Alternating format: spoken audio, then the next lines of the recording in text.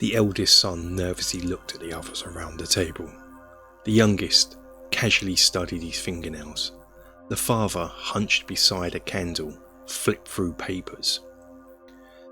"My eldest nephew looks a bit uncomfortable," thought the uncle.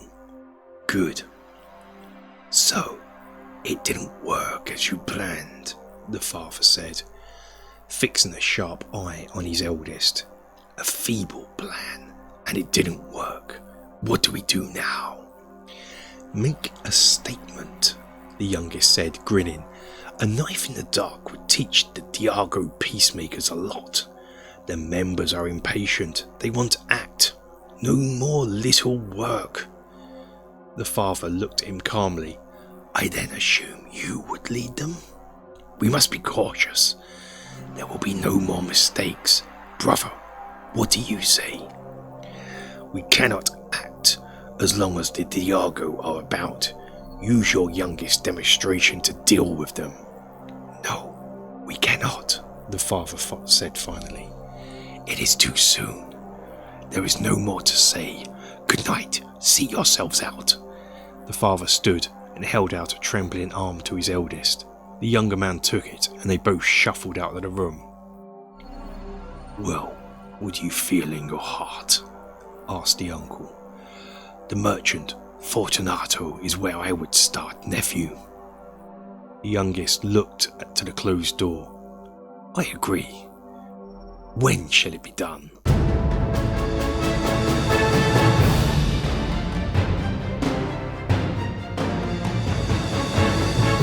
Hello and welcome to the Battling Barrow and another D&D waffle session. My name's Kev and let's get on with the waffle. Last week's session involved a heist and it went through no fault of my players except for maybe not acting in time. It went wrong.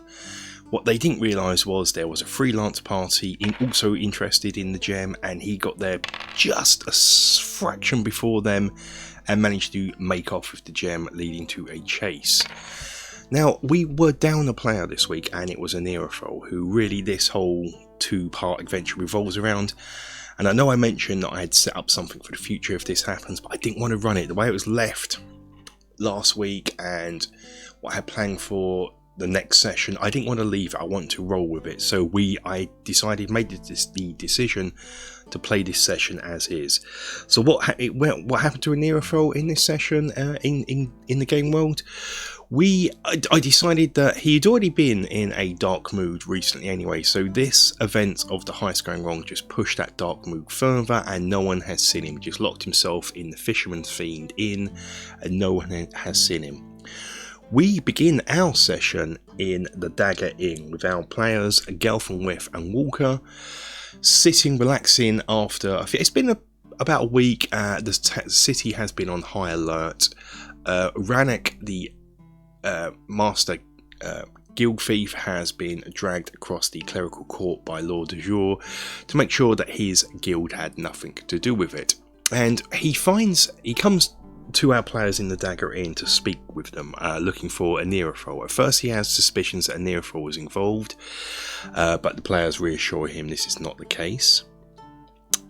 He then sort of lets the players know what's happened. Luckily, because he was telling the truth, the guild had nothing to do with the theft.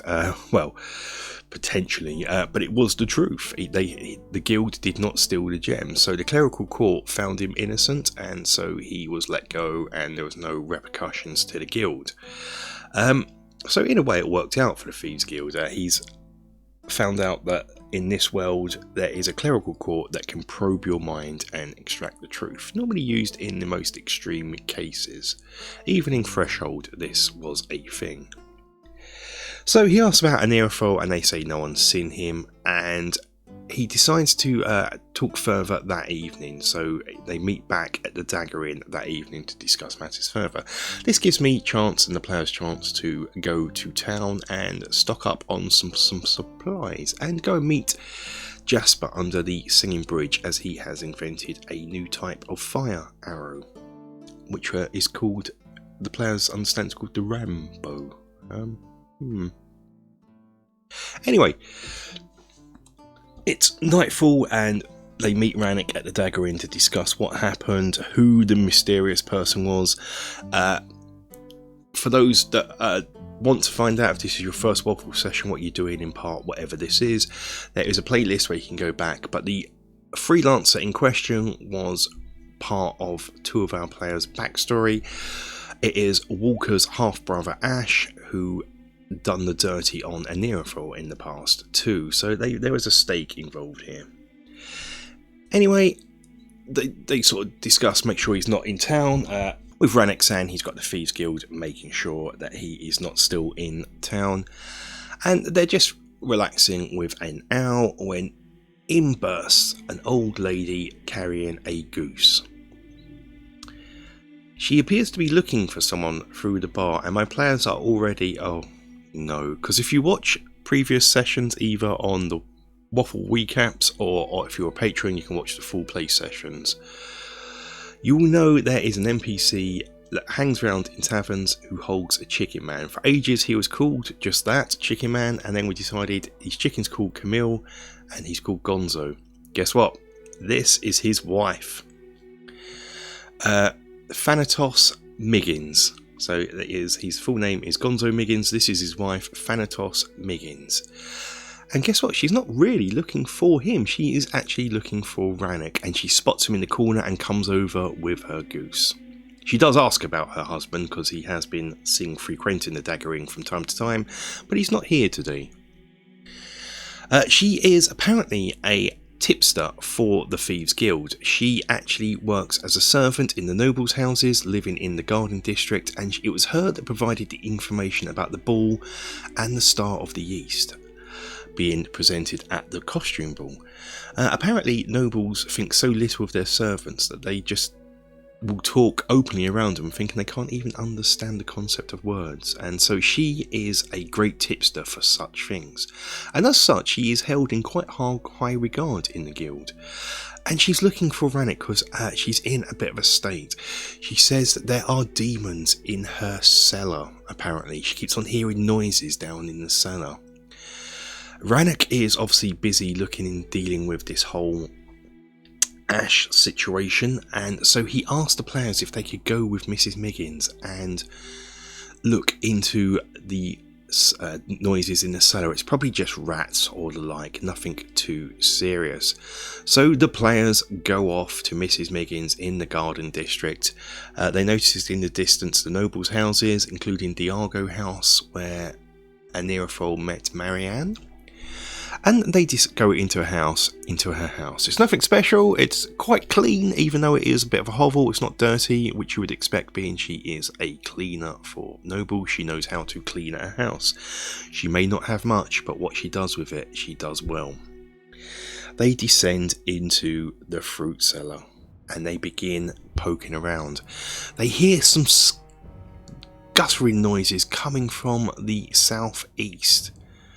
And they begin to investigate and find a sort of secret passage. There's boxes, they move the boxes, and there's a secret passage that they follow through. And it winds round. These passages are man-made. They have been dug out. They have been shored up by wooden beams. But also, they're not very tall. You have to stoop through, so combat in these won't be very good. Hopefully we won't have any of that. And they go through, following it south, until it comes to a T-junction. They can go left or right. They decide to quickly send Newt down to the right branch, and he sends a telepathic message back to Galfworth saying there's another room there, but this one looks like the ceiling's all collapsed and stoved in from above. They decide to bypass that and go down the other passage. It soon bends around to the right, and they are heading, at this point they're getting turned around. Now, I'll use north and south, but my players don't know this. They were making a map. And whilst I do use dungeon tiles, I don't lay the full thing out, just their immediate area, so they were getting a bit turned around at this point. About halfway down this passage, on the left, there is a hole in the wall, but this one hasn't been dug through from the passage inwards. It's been dug out from outwards into this passage.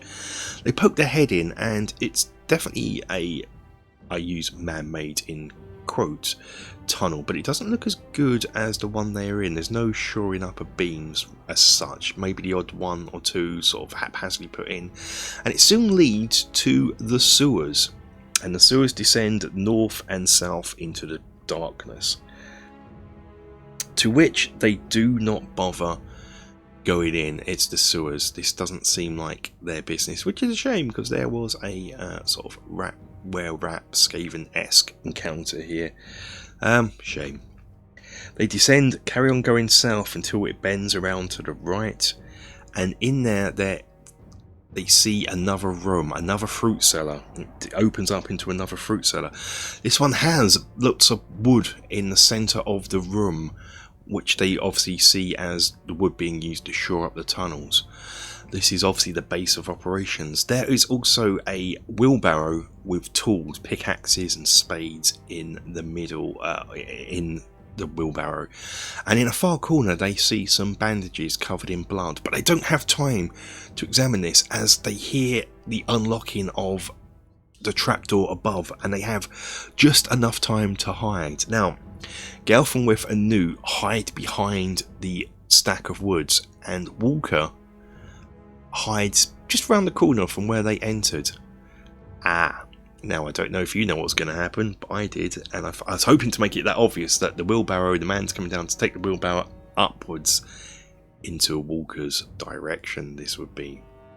And sure enough, a hooded man descends the ladder, picks up the squeaky wheelbarrow and begins to drag it forward to the corner where Walker is. Now he's listening out, and he makes a punch attack roll because he wants to just incapacitate him, but he rolls a 1 and gets a crit. So we roll on the crit table, and it ends up that he is not prone and his weapon's not 10 foot away, but you can't do that because it's a fist. His fist isn't going to detach from his arm. So we role play this as Walker mistimes his punch, swings too soon and falls prone to the floor before even the hooded man comes round the corner. Now he comes around the corner, and what am I going to do now? I know what he is, where he's going and what he's going to be doing, so this works in my favour.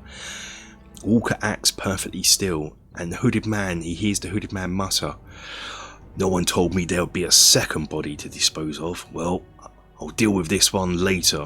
I'm going to deal with the one in question," and proceeds to travel forward. He's got a little lamp on his wheelbarrow, and it's squeaky, so Walker takes a peek round to make sure, quick peek, and sees him descending pretty much in the way they went. When he is safely out of sight but still in earshot, Walker gets Gelfenwith and they stealth up behind, following him where he goes. He goes through Mrs. Miggin's cellar. He goes north, goes round the corner. They follow him and they come to an opening in the sides. They have poked their head round, and we always have conversations about latrines and toilets in a fantasy world, and this is what this is. It's a medieval toilet where they poop from above and it plops down into this room, and later on a servant will probably scoop out the effluents. So we have some disgusting noises, and they decide not to enter this room. And they always talk about maybe there is a weapon hidden amongst the effort. There wasn't. It's just a poop room. And they decide to abandon it wisely and follow the guys. They go around the corner and they get to a point where the passage goes straight on, or it turns to their left. And this would be north at this point.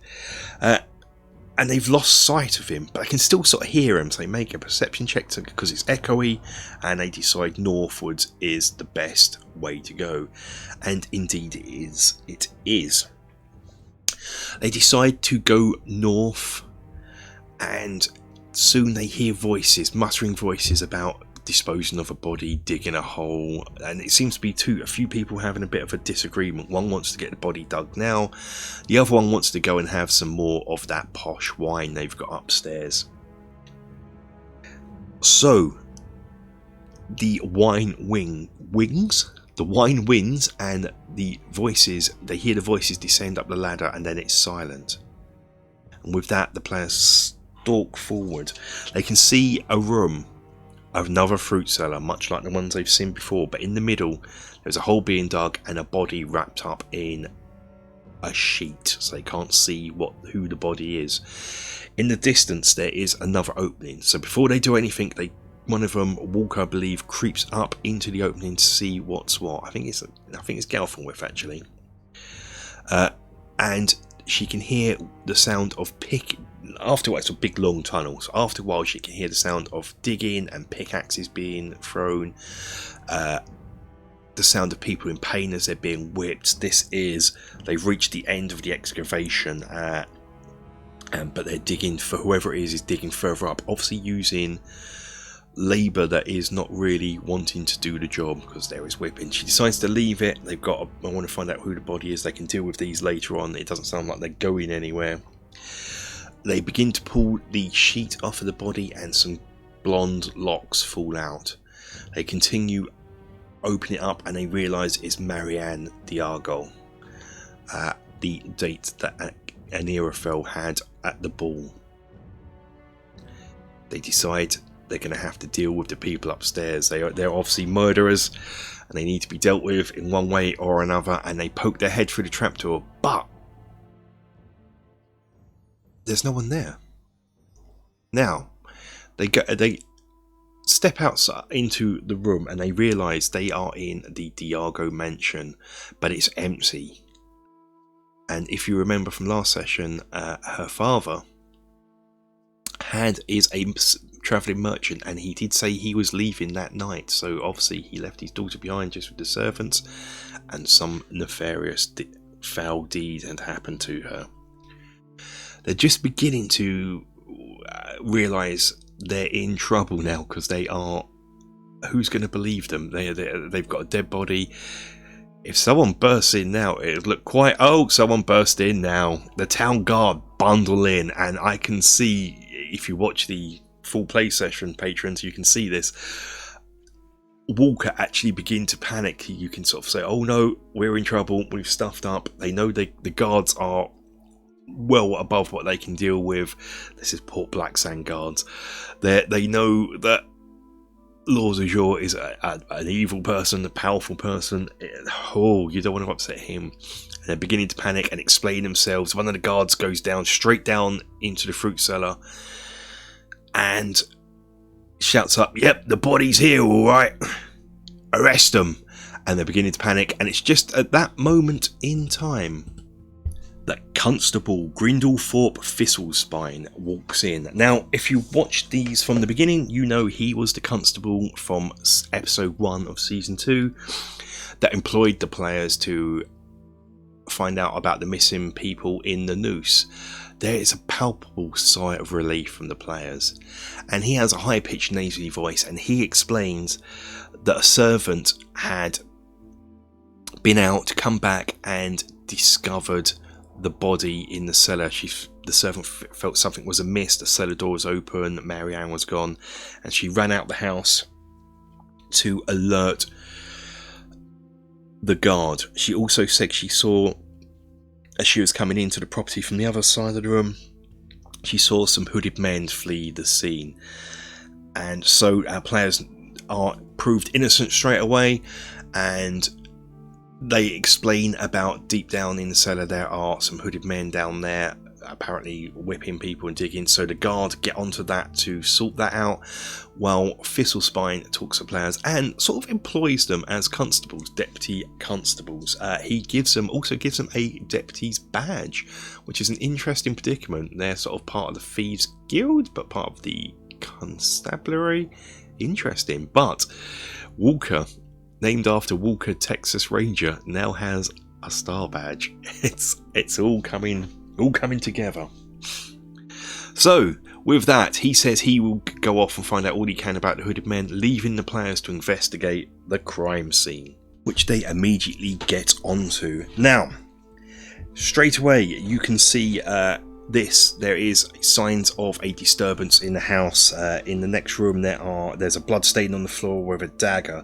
There's broken dishes, furniture and torn clothing. They also see encrusted into the dagger are a few strands of red hair. Now, Marianne has blonde hair, so does this mean the hair is that of the assailant? Near the trapdoor there is a length of blood-stained hemp rope. They sort of look at this and recognise this as rope that is used in shipbuilding. There is no wine though in this house when there was mention of wine, so perhaps the culprits were going off to get some more wine somewhere. They go down to examine the body. They do a sort of good check to look for how she died, and they ascertain that she was strangled from behind, possibly by a thick rope or cord, and there are no other injuries on her body. So that blood on the upstairs and on the dagger, she obviously used that dagger to fight off one of the assailants and probably seriously wounded him, looking by the amount of blood that is in that room. Under her fingernails there are also signs of blood. On the ladder there is also some black pitch, which they kind of guess later on through one means or another that it's used in shipbuilding as well. Next, they realise that this is not the only crime scene.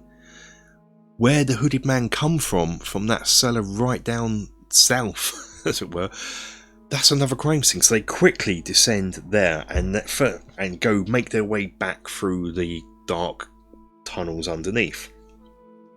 In that cellar,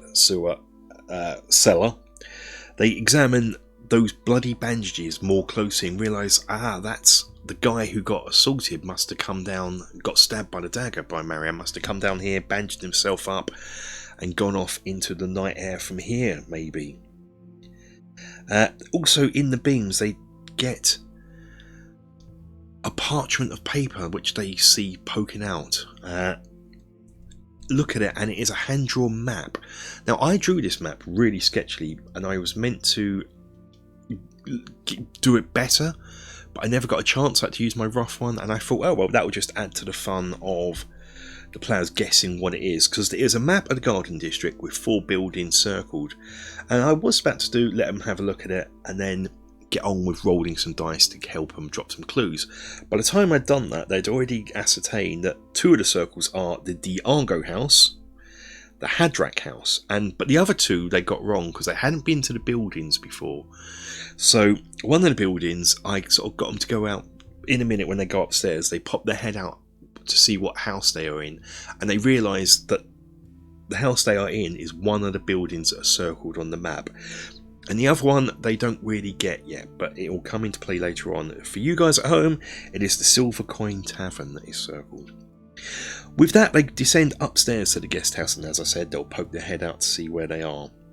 On the floor, there are muddy footprints leading to a trapdoor, and on the desk there is an empty bottle containing a brownish, sweet and strong tasting wine.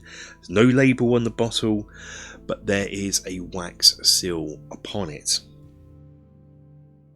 In the desk there is a black hood. Now, they have some clues, so now they have to investigate what these clues mean.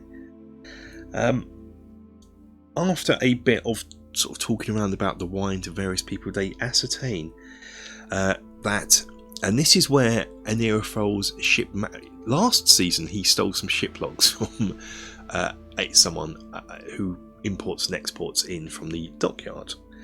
In there, they ascertain that there is a wine called from the Truscan estate that is only imported in by Hadrak ships, and it is a brown colour and it has a sweet, strong taste. So they got where this is. So it's only sold by imported in by Hadrak ships. They ask around town about it, and nowhere in town sells it except for one pub, one inn, the Silver Coin Tavern, and they quickly sort of guess by speaking to people that is the other building circled upon their map. So it's now sort of the next day while we're doing this, while we're going on to the investigation. They go to bed, they inform Thistle, whatever his name is, the Constable, about what's going on, their plans and what have you, and it's the next day. And so the first stop is to go to the Silver Coin Tavern, the only place that apparently sells this wine in town. It's a very exclusive wine, and the tavern is top quality. None of the plaster falling off the walls that they're used to. This is one of the best quality taverns in the place. They speak to the landlord, and what they notice is it doesn't even sell beer. It is just fine wines and spirits that is on sold, so no ale. I'll spare you the details too much and get to the crux of the matter. They find out that the people that he can remember selling the wine to in the past recent times are Nibs the cartographer, who he can't remember what colour hair he's got, and a servant comes for it anyway. So a potential suspect. Gunwolf Clopwald, who has blonde hair. Dietram Swartzberg, brown hair. Architer Grossfair, red hair. And Seraphin the Jester, possibly black hair, but they can't really tell because it's underneath a jester's hat most of the time. And there were a few other people, but he can't remember their names and definitely not the colour of their hair. So they have two potential leads, one strong with Architer and one not so strong with Nibs. Architer works as a shipwright and works in the shipyard in the fishing market district. So next it's off to investigate the pitch. There are 4 cellars they ascertain that sell pitch in Black Sand. So when I did this, I just treated them all as the same rather than doing all 4. And so when they go and see Salty Sam, the pitch maker, that's classed as all 4. He has a black hair and a big bushy beard. And they interview him. They said, who do you sell pitch to? And he says, well, normally it's fishermen, sailors, but I'd sell it to all manner of people. There's no restrictions, so anyone could have bought it. They ask if they sold it to someone with red hair, and all 4 of the places they go to say yes, they have sold black pitch to a guy with red hair. So we've got to continue the investigation next week, and that is where we're leaving it. They've got all their clues now. They've got almost a sort of description of a suspect, I guess. He is someone with red hair, and they've asked around town about red hair, and sometimes I say a red hair character hangs around with another shipwright with dark hair as well. So 2 suspects at least, even though there seems to be a big load of people involved in this, all the hooded men they have encountered. But we'll leave it here for this session. I hope you enjoyed this waffle session. Until the next one, guys, stay safe and take care.